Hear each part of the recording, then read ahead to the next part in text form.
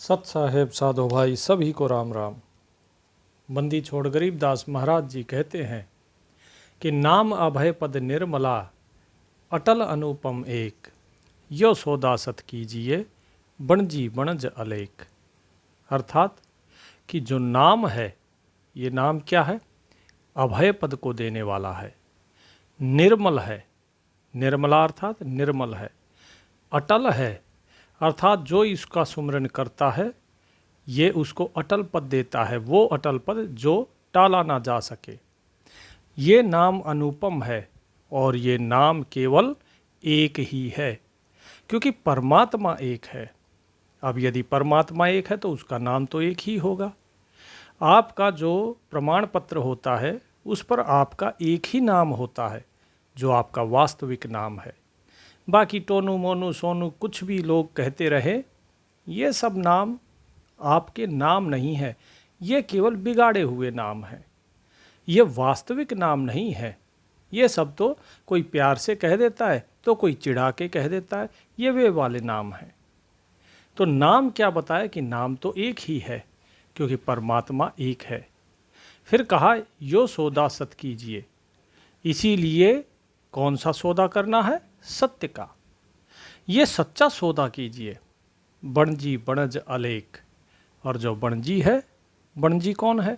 बनजी है वो परमात्मा। बनज अर्थात व्यापार, बनजी व्यापारी, अलेख कि अलेख अर्थात वो परमात्मा।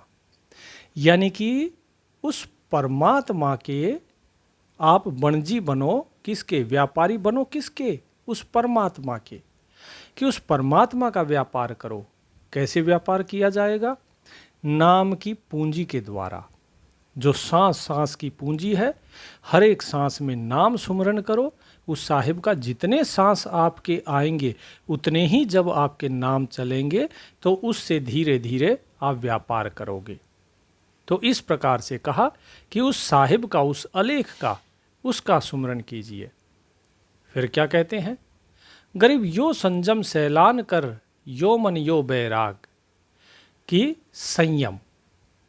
यो संजम, संजम अर्थात संयम, सैलान अर्थात सैलानी, जो हम कहीं जाते ना घूमने, भ्रमण करना, कि भ्रमण करो कहाँ पर? उस साहिब के रास्ते पर। लेकिन कैसे? अपनी इंद्रियों को संजम अर्थात संयमित करके। फिर क्या कहा? यो मन यो बैराग, अर्थात जो आपका ये मन है इसको बैरागी बनाओ। इसको अगर बैरागी नहीं बनाया तो ये मन इधर उधर भटकेगा, और इस मन को संयमित करने के लिए इसे बैरागी बनाना बहुत ज़रूरी है। तो क्या कहते हैं? यो मन यो बैराग, कि इस मन के अंदर वैराग्य आ जाना चाहिए। इस जितनी इंद्रियां हैं इन सभी इंद्रियों को संयमित करना है, उसके बाद फिर भ्रमण करिए। क्योंकि अगर आप भ्रमण पे निकले और आपकी इंद्रियां संयमित नहीं है, मन अगर विरक्त नहीं है, तो मन इधर उधर की चीज़ों को देखकर डोलेगा। फिर साहिब क्या कहते हैं? बन बस्ती कित ही रहो लगे विरह के दाग, कि जब आपकी इंद्रियां संयमित हो गई, मन बैरागी हो गया, तब आप उस साहिब के रास्ते पर भ्रमण करो, अर्थात उस साहिब के दीदार के लिए चलो। फिर आप चाहे वन में हो या फिर आप बस्ती में हो, यानी कि शहर में, कहीं भी रहो, लगे विरह के दाग। फिर दाग माने जो अग्नि, अग्नि लगती है ना, उसको कहा गया। यहाँ वो दूसरे वाला दाग नहीं है। तो क्या कहा कि फिर आपके हृदय पर विरह का दाग लग जाएगा, परमात्मा से विरह का, उसके विरह की अग्नि आपके हृदय में जलेगी, अर्थात आप उससे मिलने के लिए तड़पोगे। फिर आप चाहे कहीं भी रहो, आप वन में रहते हो या शहर में रहते हो, आपको वो चीज़ें दिखाई नहीं देंगी कि कौन क्या है, कौन कैसा है, किसने क्या कहा। ये सारी चीज़ों से आप अलग हो जाओगे, केवल और केवल परमात्मा का ध्यान रहेगा। फिर साहेब कहते हैं गरीब राजिक राम संभालिए परपंची को माह, कि राजिक राम अर्थात उस परमात्मा का, उस परमात्मा का नाम संभालो। परपंची को मोह, कि मोह करना है तो किसका? प्रपंची। प्रपंच क्या होता है? प्रपंच होता है जो कुछ ये संसार रचा गया है, इसे कहा जाता है प्रपंच। पांच के द्वारा। पांच कौन है?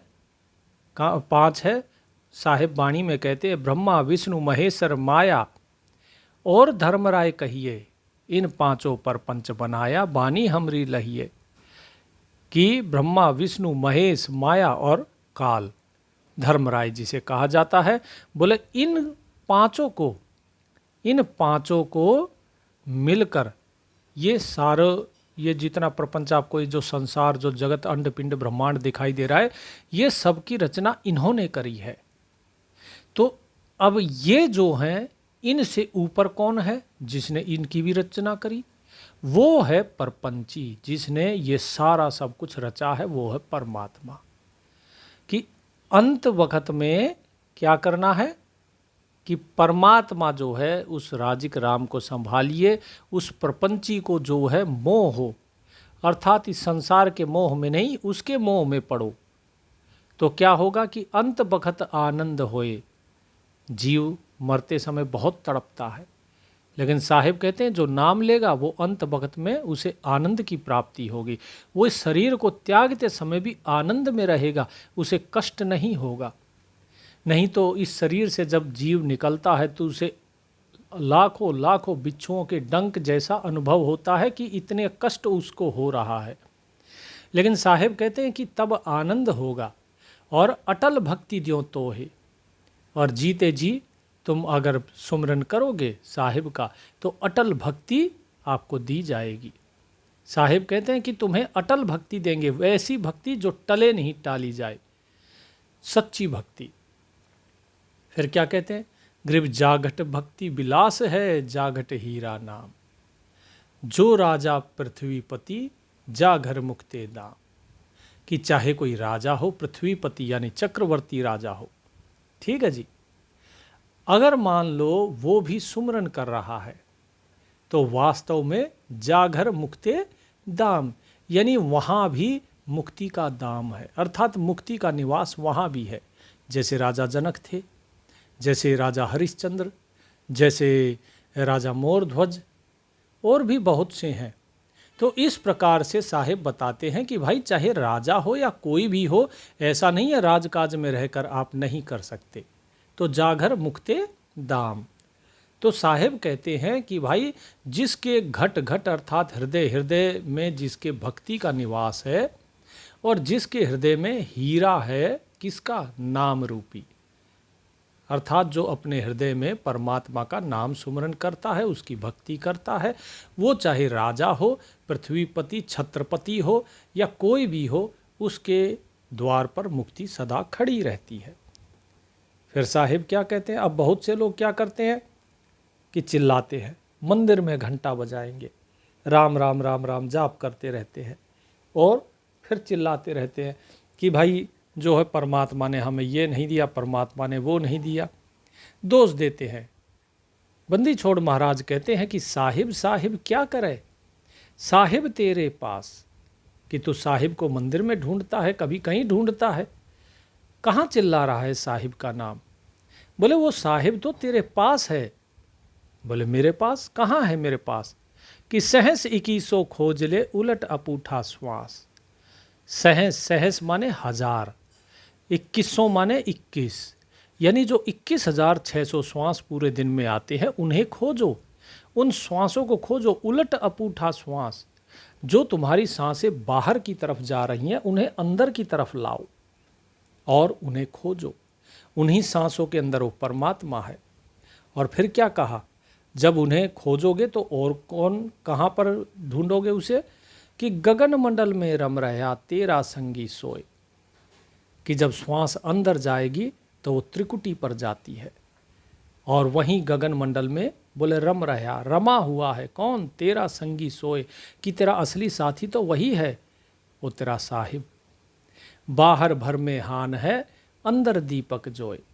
कि बाहर घूमने में केवल और केवल हानि होगी, इसीलिए अंदर दीपक जोए। अपने अंदर का जो दीपक है उसे जलाओ, ज्ञान का दीपक। जब तक वो ज्ञान का, भक्ति का दीपक नहीं जलेगा तब तक बात बनेगी नहीं। और जब अंदर का दीपक प्रज्वलित हो गया तो साहिब फिर आगे कहते हैं, ग्रीब चित्त के अंदर चांदना कोटि सूर्य शशि भान। क्या कहा कि चित्त के अंदर चांदना कोटि सूर्य शशि भान। कैसा प्रकाश होगा चित्त के अंदर?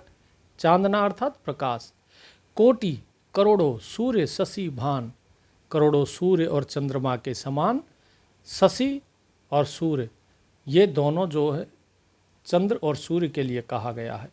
भान, भान अर्थात भानु, भानु भी सूर्य का ही नाम है। और भान का अर्थात क्या होता है? भान का अर्थात अनुभव। ठीक है, यानी कि करोड़ों सूर्य और चंद्र के प्रकाश के समान अनुभव आपको अंदर होगा, ऐसा अंदर प्रकाश होगा। दिल के अंदर देहरा काहे पूज पासान। अब देखिए साहिब यहाँ बताते हैं कि आपको देहरा अर्थात जो मंदिर है, दो दहलीज है उस परमात्मा की। बोले वो दहलीज परमात्मा की कहाँ है? बोले आपके दिल के अंदर। और वो परमात्मा दिल में ही आपको दीदार देता है। तो काहे पूज पासान, तो बाहर पत्थर की पूजा क्यों करनी? फिर तो पत्थर की पूजा करने वाला मूर्ख हुआ कि परमात्मा अंदर बैठा है और हम बाहर ढूंढ रहे हैं। तो इसीलिए साहिब क्या कहते हैं? साहिब कहते हैं कि रतन रसायन नाम है कि भाई अब अंदर ढूंढना है तो कैसे ढूंढे? कि रतन रसायन नाम है मुक्ता माल मजीठ, अंधे को सूझे नहीं आगे जले अंगीठ। जिस तरह आगे अंगीठी जल रही हो, आग जल रही हो, और अंधा जो है, अंधा उस रास्ते से जा रहा है, तो उसे क्या दिखाई देगी? नहीं दिखाई देगी। उसका पैर आग पर आ जाएगा और उसका नुकसान हो जाएगा। साहिब कहते हैं इस प्रकार से इस संसार में जो लोग लगे हुए हैं, संसार के पीछे अंधे हुए जा रहे हैं, उन्हें आगे काल की जो जलती हुई अंगीठी है वो दिखाई नहीं दे रही। ये सब काल की भट्ठी में जलने वाले हैं। इसीलिए क्या करना है कि रतन रसायन नाम है। जो असली रसायन है, जो असली रत्न है, वो कौन है? साहिब का नाम। और उस नाम का सुमरन करोगे तो मुक्ता माल मजीठ, तो आपको वो मुक्ता माल मिलेगा। ठीक है जी, मुक्ता माल अर्थात मुक्ति। माल क्या होता है? धन। तो मुक्ति का धन आपको प्राप्त होगा। फिर आगे साहिब कहते हैं, ग्रीब नाम बिना निभै नहीं करनी कर है कोट। कि भाई कितनी ही करोड़ों, कोट अर्थात करोड़ों, ठीक है, अनेकों प्रकार की करनी कर लो, अनेकों प्रकार की आप करनी कर लो, लेकिन नाम बिना निभै नहीं। बिना नाम के बात बनेगी ही नहीं, निभेगी ही नहीं बात। ठीक है, जैसे कोई रिश्ता निभाया जाता है ना, तो रिश्ते में जब तक बात नहीं बनती, जब तक आपसी विश्वास प्रेम ना हो, ठीक इसी प्रकार जब तक साहिब का नाम आप सुमरन नहीं करोगे, तब तक चाहे कितने ही जतन करते रहो, बात बनेगी नहीं। साहिब कहते हैं कि संतों की संगत तजी बांधी विष की पोट। कि संतों की जो संगत है वो जीव त्याग देता है, और विषय की जो विषय वासनाएं हैं उनकी पोटली ये बांध लेता है। तो बताइए बात कैसे बनेगी? तो उन विषयों को साहिब ने क्या कहा? विष। और जो विष की पोटली साथ में रखेगा, विष खाएगा, तो उसकी तो मृत्यु निश्चित है, क्योंकि संतों की संगत तो तज दी। आगे साहिब बताते हैं, गरीब झिलमिल दीपक तेज के दसों दिशा दरहाल। अब जो व्यक्ति नाम सुमरन करेगा, जो व्यक्ति संतों की सेवा करेगा, क्योंकि जो दुष्ट व्यक्ति होता है वो क्या बताया कि संतों की संगत तजी वो संतों की संगत त्याग देता है और विषय रूपी वासनाओं को अपने साथ बांध लेता है। साहिब कहते हैं कि संतों की संगत करनी चाहिए, तो उससे क्या होगा? उससे मिलेगा नाम। और झिलमिल दीपक तेज के दसों दिशा दरहाल। झिलमिल झिलमिल जो दीपक होगा, ठीक है, उसका प्रकाश आपको दिखाई देगा। बहुत से भगत हैं जो कहते हैं कि हमें अलग अलग रंग के झिलमिलाहट दिखाई देती है। देखिए झिलमिल झिलमिल तो होती है, लेकिन ये जो झिलमिलाहट ये एक एक करके रंग बदलता है। पहले कुछ दिन तक एक प्रकाश रहेगा, फिर धीरे धीरे दूसरा, फिर धीरे धीरे तीसरा, और फिर एक समय ऐसा आता है कि आपकी सूरत तेज़ी से चलने लगती है, तो वो प्रकाश जब सूरत ऊपर चढ़ती है धीरे धीरे वो तेज़ी से बदलना शुरू होता है। लेकिन सभी प्रकाश यदि एक ही जैसे अगर आपको दिखाई दे रहे हैं एक साथ, तो इसका मतलब समझ जाइए कि ये मन का वहम है। ये सभी जो झिलमिलाहट हो रही है ये मन का वहम है, वो वास्तव में सत्य नहीं है। सतगुरु की सेवा करे पावे मुक्ता माल, और जो सतगुरु की सेवा करता है केवल उसे ही मुक्ति जो है वो प्राप्त होती है, मुक्ति का धन मिलता है। तो साहिब की इस वाणी का अगर आप अर्थ समझेंगे तो साहिब एक ही चीज़ बता रहे हैं।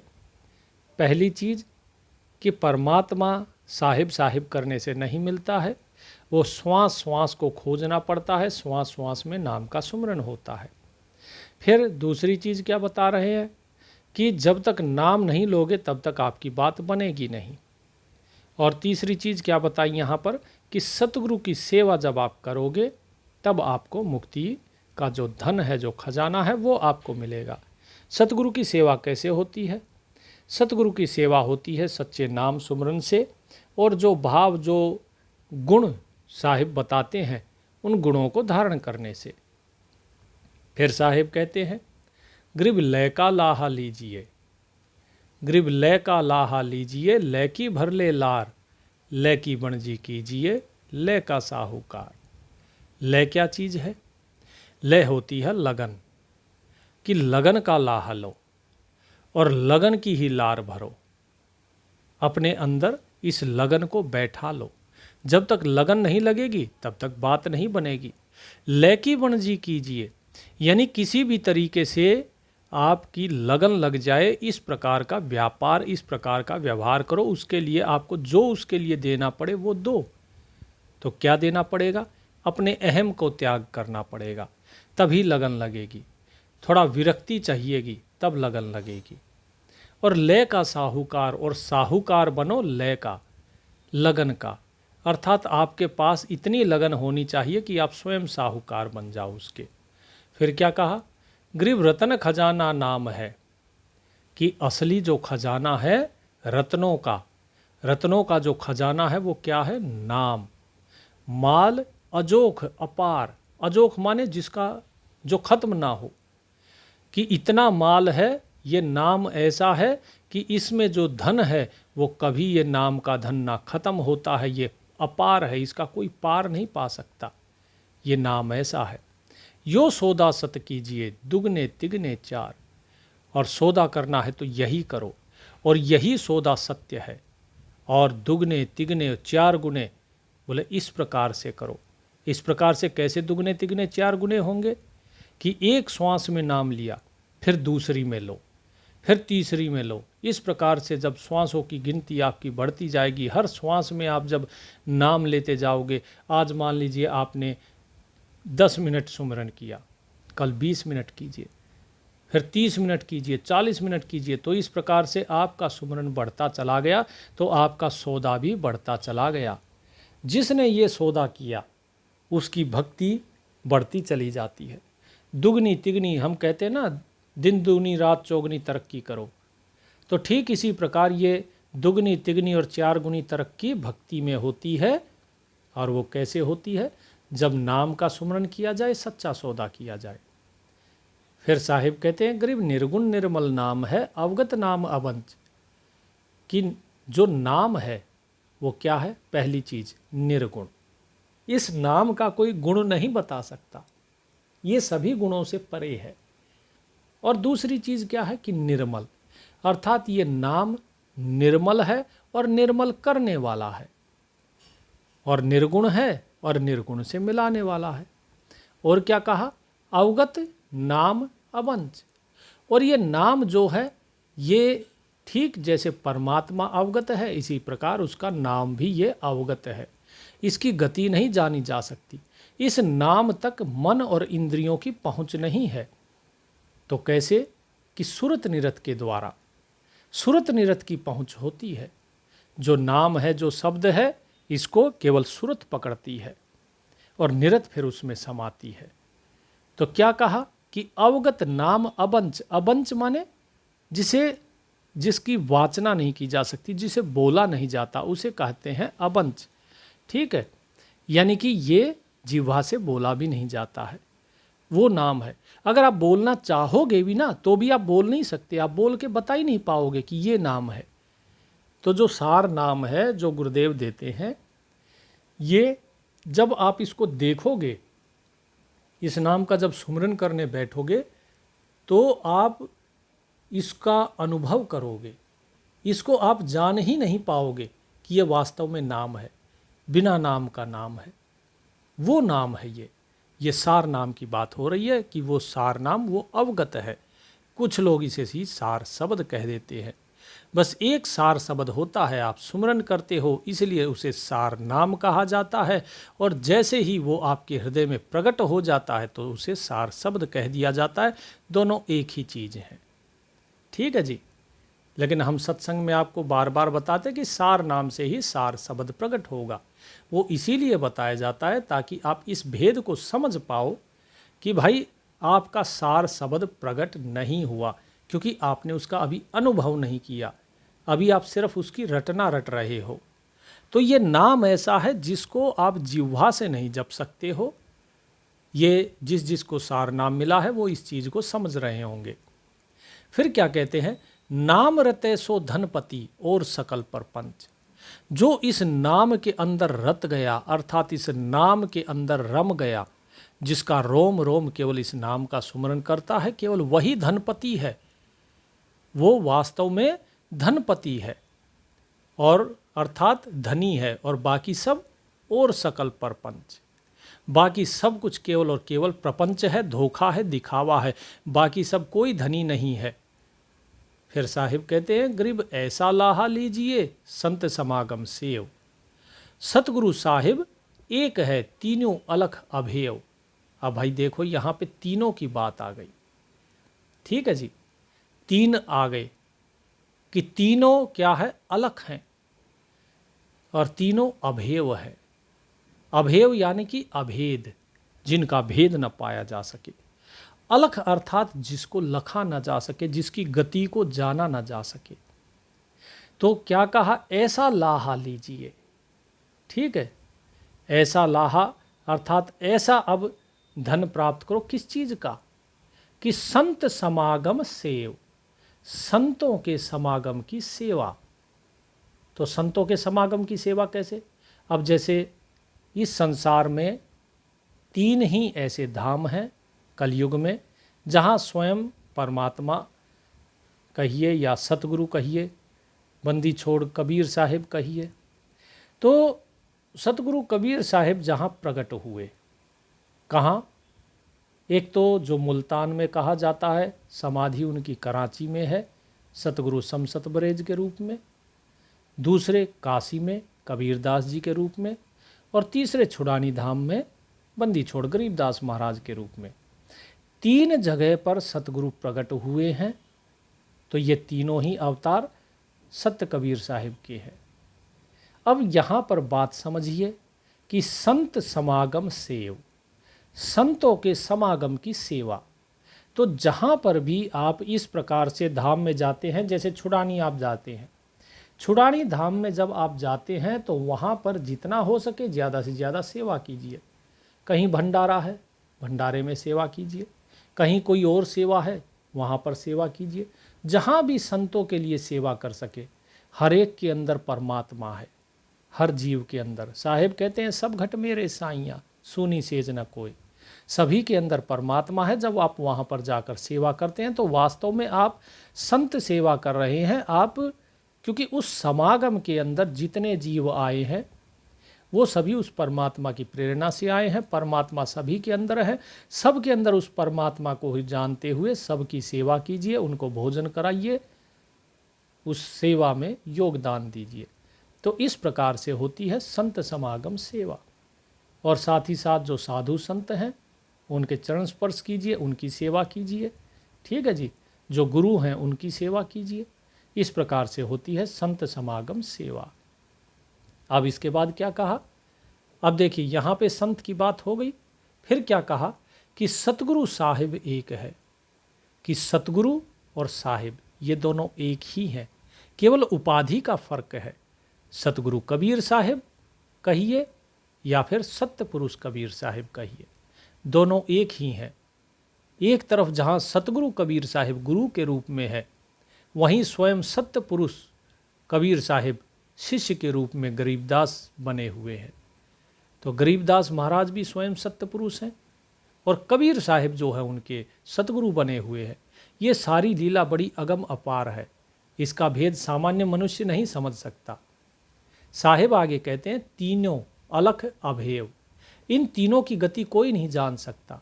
न तो संत की गति जान सकते हैं, न सतगुरु की गति जान सकते हैं, और न ही साहिब की गति।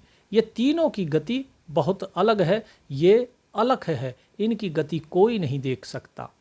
बाहर से केवल शरीर दिखाई देता है, क्योंकि हमारी स्थूल आंखें सिर्फ शरीर को ही देखती हैं, इससे परे नहीं देख सकती। इसीलिए साहिब कहते हैं, चेत सके तो चेतिए कोके संत सुमेर। सुमेर अर्थात सुमेरु पर्वत। साहिब कहते हैं कि देखो, संत जो हैं वो आप कूक रहे हैं, कूक रहे अर्थात चिल्ला चिल्ला कर आपको समझा रहे हैं, चीख चीख कर बता रहे हैं कि भाई चेत सके तो चेतिए, कि जाग जाओ, अब भी समय है, क्योंकि 84 को जात है, फेर सके तो फेर। यदि तुम अपना रास्ता फेर सकते हो तो फेर लो भाई। तुम 84 के रास्ते पर जा रहे हो, 84 लाख योनियाँ मिलनी है यहाँ, मुक्ति नहीं होगी तो मुक्ति पाना है तो अब भी समय है, सुधर जाओ। जो जा चुकी वो गई, जो जिंदगी चली गई उसके बारे में सोचकर कोई लाभ नहीं, वो गई। आपने अच्छा किया या बुरा किया उससे कोई फर्क नहीं पड़ता, आगे क्या करने वाले हो उससे फर्क पड़ता है। यदि आज भी सुधर गए तो पीछे के सारे पाप कर्म सब कट जाएंगे। साहिब कहते हैं कि जिस प्रकार से एक अंधेरे कमरे में दीपक जला दिया जाए तो क्या होगा, चाहे वो सदियों का अंधेरा क्यों ना हो, लेकिन दीपक की एक लो उस सारे अंधकार को नाश कर देती है, उसको भगा देती है। ऐसा तो नहीं है कि अंधेरा ये कहेगा नहीं जी मैं तो सदियों का हूँ यहाँ पर, अब मैं बेशक तुम जला लो, मैं धीरे धीरे करके ही जाऊँगा, एकदम से नहीं, वो एकदम से खत्म हो जाता है। ठीक इसी प्रकार जब आप नाम सुमरन करते हो, जब आप चेत जाते हो, जाग जाते हो, तो अपने आप तुरंत ही सारे आपके पिछले पाप जो है वो नाश होना शुरू हो जाते हैं, आपके सारे पाप खत्म हो जाएंगे। बस आप जाग जाइए, साहिब के सुमरन में बैठ जाइए सच्चे दिल से। साहिब आगे बताते हैं, गरीब मन माया की डुगडुगी बाजत है बिरदंग, चेत सके तो चेतिए जाना तुझे बिनंग। कि भाई मन और माया की डुगडुगी बज रही है। डुगडुगी कौन बजाता है? मदारी। बाजत है बिरदंग, और ढोल बज रहे हैं, मृदंग बज रहे हैं। तो ये कब बजते हैं? जब तमाशा होता है। घर के बाहर जब तमाशा दिखाने वाले आते थे तो क्या करते थे? एक बंदर को पकड़ के रखते, डुगडुगी बजाते, है ना, कोई ढोल बजा रहा है, और क्या करते? वो तमाशा दिखाते, और सारा संसार उसको देखने के लिए आ जाता, अड़ोसी पड़ोसी सब आ जाते, अरे तमाशे वाला आ गया, चलो बंदर वाला आया है, और सब उस तमाशे को देखते हैं। ठीक इसी प्रकार से साहिब समझा रहे हैं कि ये मन और माया की डुगडुगी बज रही है, और सारा जगत इस तमाशे को देख रहा है, सारा जगत इसी में भरमा हुआ है।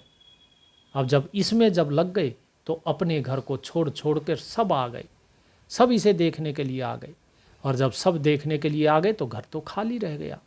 घर में कौन घुस रहा है कौन नहीं, किसी को नहीं पता।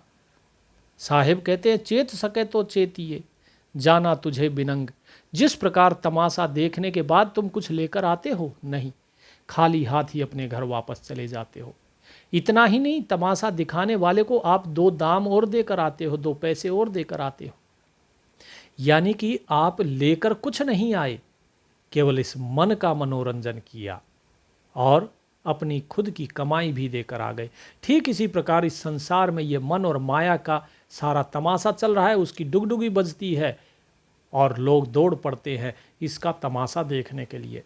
कहीं कुछ हो रहा होगा, भीड़ इकट्ठी हो जाएगी, अपना काम छोड़ दिया, नौकरी पर लेट हो रहे हैं, क्या है क्या नहीं, उससे कोई मतलब नहीं, तमाशा पहले देखना है। और दूसरे का तमाशा देखने के लिए तो सभी तैयार रहते हैं। तो साहिब कहते हैं, चेत सके तो चेतिए कि भाई अगर अब भी जाग सकते हो तो जाग जाओ, क्योंकि इस संसार से जो तुम्हारी ये पूंजी है, जो तुम्हें तमाशा देखने में सांसों की पूंजी व्यर्थ कर रहे हो, अंत में तुम्हें खाली हाथ जाना पड़ेगा। साहिब कहते हैं, नंगा आया जगत में नंगा ही तू जाए, बिचकर ख्वाबी ख्याल है मन माया भरमाए। कितनी बड़ी बात कह दी साहिब ने, कितना भेद बता दिया। साहिब कहते हैं कि तू जब इस जगत में आया तो नंगा आया था, एक वस्त्र भी तेरे ऊपर नहीं था, और जब तू जाएगा तो ये शरीर भी यहाँ पर छोड़कर चला जाएगा, और ये शरीर भी यहीं जल जाएगा, और तू नंगा होकर जाएगा, क्योंकि ये शरीर भी तो आत्मा का वस्त्र ही तो है। और जब वस्त्र ही यहाँ छोड़ दिया तो फिर तो नंगा ही हो गया जीव। कहते हैं कि इसी प्रकार तू यहाँ से भी खाली हाथ जाएगा। बीच में जो कुछ तुझे दिखाई दे रहा है ये सब क्या है? ये सब कुछ ख्वाबी ख्याल है। ये केवल ख्वाब है तेरा, केवल तेरा ख्याल है। मन माया भरमाए, और मन और माया का भ्रम जाल है ये। इस मन ने, इस माया ने तुझे भरमाया हुआ है। ब्रह्मा विष्णु महेश इस सारी सृष्टि का उत्पत्ति, पालन और संहार करते हैं मन और माया। मन कौन है? काल का प्रतिनिधि, अर्थात ये काल और माया तुझे इस सृष्टि के अंदर फिर भरमा देते हैं। इन पांचों का ही ये प्रपंच है, इन पांचों का ही ये माया जाल है, और इसी में तू फंसा हुआ है। इस ख्वाब और ख्याल से बाहर निकलो। जैसे सपना होता है, सपना क्या है? आपका ख्याल है, केवल आपका ख्वाब है और कुछ नहीं है। तो यही सारा फर्क है कि जब आप जागते हो तो क्या उस सपने के अंदर आपके बीवी बच्चे, आपके अड़ोसी पड़ोसी सब कोई होता है, लेकिन जब आप जागते हो क्या कोई रहता है? ना सपना रहता है, और जब सपना ही नहीं रहा तो बीवी बच्चे अड़ोसी पड़ोसी कौन रहेगा? आपके मित्र शत्रु ग्रह द्वारा नाती कोई नहीं रहता, कोई भी नहीं। लेकिन जब तक आप उसके अंदर हो तब तक आपको लगता है ये मेरा साथी है, ये मेरा पड़ोसी है, ये मेरी बीवी है, ये मेरे बच्चे हैं, माता पिता हैं, मैं इनको नहीं छोड़कर जाऊंगा। यही हाल संसार में भी है। संसार में भी रिश्ते नाते, इन सब के अंदर हम भरमे हुए हैं। किसी से अगर कहे कि भाई ये रिश्ते नाते झूठ है तो वो कहेगा, अरे क्या माँ बाप की सेवा नहीं करें? अरे करो ना, किसने मना किया है? लेकिन उस माँ बाप को सत्य मान लेना ये मूर्खता है, क्योंकि वो सब केवल और केवल इस आत्मा का ख्याल है।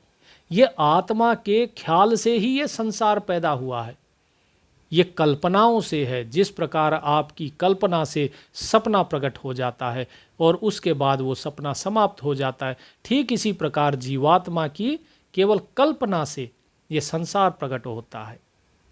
जैसे ही आप जाग जाओगे, जैसे ही आप इस कल्पना से बाहर आओगे, तो ना ही आपके बीवी बच्चे माता पिता सगे संबंधी अड़ोसी पड़ोसी अंड पिंड ब्रह्मांड कुछ भी नहीं रहेगा।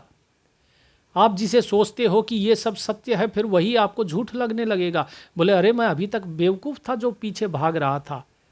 कुछ भी नहीं रहता, आपकी स्थिति ही बदल जाती है। जैसे सपने से बाहर आते ही सारा सपना समाप्त हो जाता है। अब बताइए, आप तो ये भय में हो कि बाद में हमारे बाद हमारे बीवी बच्चों का क्या होगा। अरे जब संसार ही नहीं रहेगा तो बीवी बच्चे कहाँ रहेंगे? वो सब कुछ आपके अंदर समा जाते हैं। इस भेद को जब तक जीव नहीं समझेगा, इस ज्ञान को नहीं समझेगा, तब तक वो इसी दुविधा में फंसा रहेगा कि मेरे बाद बीवी का क्या होगा, बच्चों का क्या होगा। वो मोह में फंसा रहेगा। और इसी प्रकार तो माया और ये मन भरमाता है। ये मन इसी प्रकार से दुविधा में डालता है। फिर साहिब कहते हैं कि फूंक फाक फारक किया कहीं न पाया खोज। क्या कहा? फूंक फाक फारक किया। फूंकना अर्थात आग लगा देना, फाक अर्थात आग के बाद जो राख हो गई वो। फारक किया, फारक अर्थात मुक्त कर दिया, कि सारी चीज़ों को फूंक फाक के अर्थात जला दिया। कैसे जला दिया? किसको जला दिया? इस सारे संसार का जो ख्वाब था, जो ख्याल था, उसे जला दिया। कैसे जला दिया? ज्ञान की अग्नि के द्वारा। कि ज्ञान प्राप्त हो गया तो उसके बाद ये संसार जो है ये समाप्त हो गया। और क्या कहा? कहीं न पाया खोज। इसका खोज ही नहीं पाया, ये मिला ही नहीं। अब आप जाग गए हो, क्या आपको कहीं दिखाई देता है आपका सपना है? कहाँ है? ढूंढ सकते हो उस सपने को? नहीं ढूंढ सकते। इस संसार में कहीं वो सपना मिलेगा ही नहीं। तो ठीक इसी प्रकार जब आप जाग जाते हो, जब सुमरन करके अपने स्वयं के आत्म स्वरूप को जान लेते हो, तो ये संसार अपने आप समाप्त हो जाता है। इसका कहीं खोज भी नहीं मिलता, क्योंकि वो सब कुछ एक कल्पना है, तो खोजोगे कहाँ से। तो साहिब कहते हैं कि चेत सके तो चेतिए, कि अभी भी भाई इतना समझा दिया, इतने अच्छे से बता दिया, अब भी अगर चेत सकते हो तो चेत जाओ, जाग जाओ। ये माया के चोज, ये सब कुछ माया का पसारा है, ये सब कुछ माया का फैलाया जाल है। इस माया के जाल में ना फंसो, इसमें ना उलझो, नहीं तो बात नहीं बनेगी। साहिब कहते हैं, ग्रीब नैना निर्मल नूर के, बैना बानी सार, आरत अंजन कीजिए, डारो सिर से भार। कि भाई ये जो आपके नैन है, इनमें निर्मल नूर के, इन्हें उस निर्मल नूर की आंखें बना लो, अर्थात जो केवल और केवल उस निर्मल नूर को देखें, उस परमात्मा को। इस ज्ञान को समझो कि इन आंखों के माध्यम से शरीर नहीं देखता, शरीर तो नश्वर है, शरीर स्थूल है, शरीर जड़ है, ये कुछ नहीं जानता है, सोने के बाद शरीर नहीं जानता, लेकिन जो आत्मा है वो इनके माध्यम से देख रही है। वो जानती है कि आंखें देखती है, वो जानती है कि कान सुनते हैं, वो जानती है कि जिह्वा वो रसना लेती है, शरीर स्पर्श ग्रहण करता है, नाक सूंघती है, ये केवल आत्मा जानती है। ये शरीर तो एक यंत्र है, माध्यम है। साहिब कहते हैं बैना वाणी सार, कि जो वाणी है, बैन बैन अर्थात जो वचन है, ये वचन जो हैं, इन वचन कौन से होने चाहिए। जिस प्रकार नैन हमारे निर्मल नूर के होने चाहिए, ऐसे ही वचन केवल वाणी का सार होना चाहिए वचनों में। आरती अंजन कीजिए, अंजन अर्थात, अंजन माने दो चीजें होती हैं, एक होती है माया और एक होती है आंखें। ठीक, कि आरती अंजन कीजिए, डारो सिर से भार, कि आरती करो तो किसकी आरती करनी है, परमात्मा की, माया की नहीं। तो कैसे, कि इन आंखों से, अर्थात जब आपको इतना ज्ञान हो गया कि परमात्मा सभी के अंदर है, तो सबके हृदय में इस शरीर के परे जो परमात्मा है, जो सबके अंदर समाया है, केवल उसका दीदार कीजिए। सबके अंदर वो परमात्मा है, उसे ही देखिए। जब उसको देखोगे तो इसी को कहा जाता है असली आरती करना, जब सबके अंदर वो परमात्मा दिखाई दे।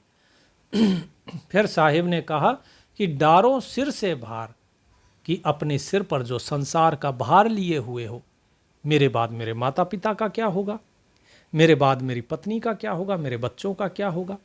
साहिब कहते हैं कि ये सारा भार अपने सिर से त्याग दो। ये सारा संसार का जो भार है, ये केवल तुम्हारे ख्याल है।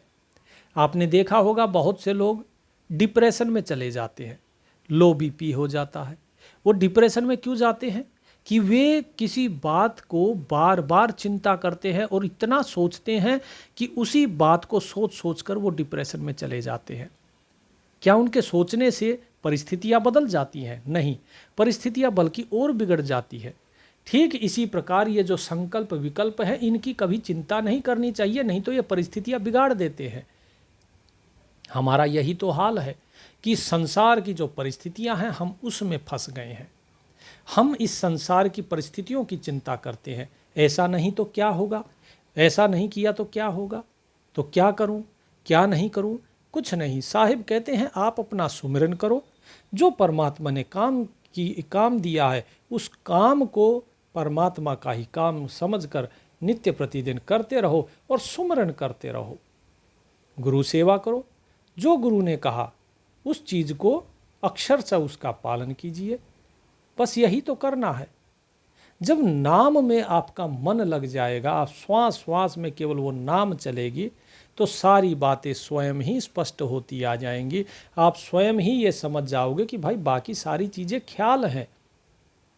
और जब आपको वास्तव में स्वयं का साक्षात्कार होगा, तो साक्षात्कार होते ही सब कुछ समाप्त हो जाएगा, सारा संसार समाप्त हो जाएगा। जैसे आपका सपना समाप्त हो जाता है, उसके बाद फिर से जब आप कल्पना करते हो सपना फिर प्रकट हो जाता है, फिर जब कल्पना मिटी तो सपना फिर से समाप्त। तो ये संसार का जो चक्र है, ये संसार पता नहीं कितनी बार बिगड़ा है, कितनी बार बना है, असंख्यों असंख्यों बार। तो इसीलिए साहिब कहते हैं कि भाई इस कल्पना से बाहर आओ, ये सब कुछ माया और मन का भ्रमजाल है, इस सारे ख्वाबी ख्याल इस सब को त्याग दो। इसीलिए साहिब ने कहा नंगा आया जगत में नंगा ही तू जाए, बीच के ख्वाबी ख्याल है मन माया भरमाए। उम्मीद करता हूँ दास का संदेश आप तक पहुँच गया होगा। बंदी छोड़ की जय। गुरुदेव की कृपा सब पर बरसती रहे। सत साहेब।